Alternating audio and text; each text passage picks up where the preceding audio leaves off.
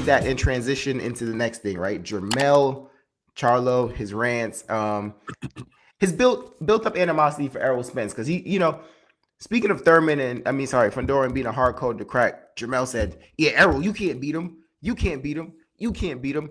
I'll be honest, bro. A lot of people don't look like they can beat Fundora right now. But instead of saying Errol can't beat him, why don't Jermell step up and go beat him? You know what I mean?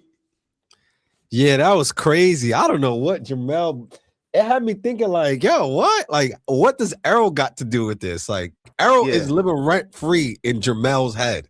I don't know what it is. I don't know if it's just years of just built up resentment, or maybe he just woke up one day and was like, man, Errol used to just beat my ass in sparring. And as a result, I need to, lash out on him in some shape or form. I don't know what it is. I have no idea. But clearly, Errol Spence is living rent free in his head and maybe rubbed him off the wrong way, in some way, shape, or form. I don't know, because he was even, made a post about his brother also. So it's just not, Errol Spence that's catching fire here is also his twin brother as well. He might be going through something, maybe, just going through that phase where, he feel like everyone's against him. And as a result, he don't mind throwing shots. But yeah, it's kind of odd. I mean, and it sucks, right? You don't necessarily need to be friends. And I get it if the friendship didn't hold, or maybe the friendship wasn't what we thought it was. But I mean, just say you want to fight him, like all the extra stuff. You can't beat Fundora, but I think there has been animosity, right? I think it's been built up. Then from that last interview that he did, I think it was with Najee on Cigar Talk, maybe. But I think then seeing Errol with his brother, when his relationship with his brother's not doing so well, really lit a fuse under him, and he was just like, "You mother," and he was just like. So I think that lit a fuse under him. But like for Mel, honestly, I still believe Mel's a good fighter. I still believe he has stuff left in the tank, but I need to see Mel in there, right? I just need to see him in there. I don't care if it's against Errol, against Fundora, against somebody, you know what I'm saying? But I got to see him in there. I think it's fair for him to take a tune-up.